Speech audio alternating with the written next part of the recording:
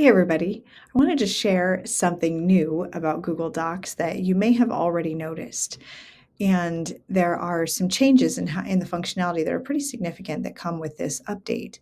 So I am in a new Google Doc. If you have never noticed this before, off to the side, there is this outlines section that has now been renamed the tabs and outlines section. And what this does is it allows you to create different sections within your Google Doc.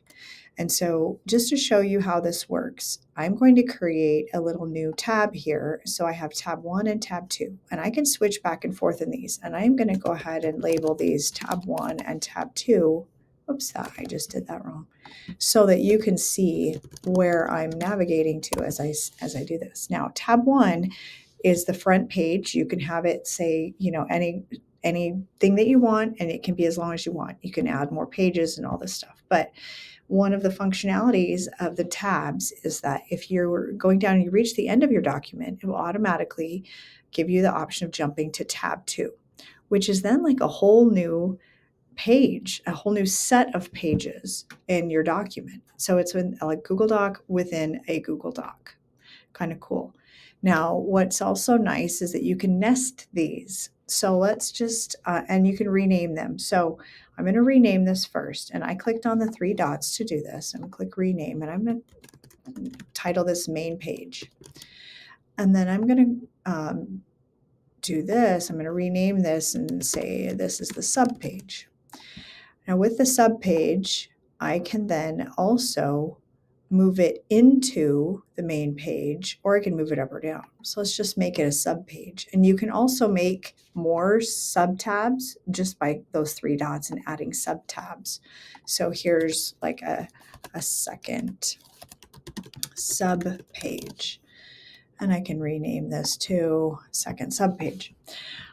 You can also, what's kind of fun is choose emojis to go with each of these, and that will give you, an added element of, I don't even know what I'm doing here, whimsy and navigation ease. So you can have different emojis associated with these document tabs. Now, if you've used this functionality before with the table of contents, you might know that it used to be based on headings. So you can still do that. Now, if I just click my three dots here, it didn't immediately show me this option, but you can, if you have it highlighted, you can click show outline. Now, what that does is something kind of cool. If you've never done this before, this is awesome. You can designate styles for your text that will then create your table of contents. So for example, if this is my main page title and I want to highlight that, I can then select up here where it says normal text and make it a title. Now that shows up as my table of contents if I have this selected under my three dots. If I don't, then it won't show up that way. But you can hide or show the outline. And then along with that, if you have, a heading, I'm just going to go heading 1, heading 2, heading 3, so that you can see what each of these looks like.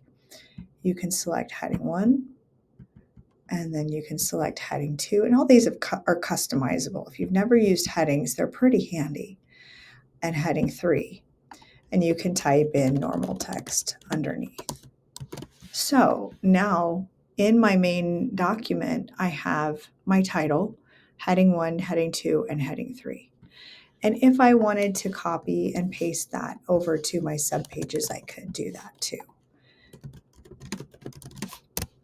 And then I would also have to then show the outline for those. So that's kind of how those table of contents pieces work. And you can collapse them and expand them, show the outline, hide the outline for any of those.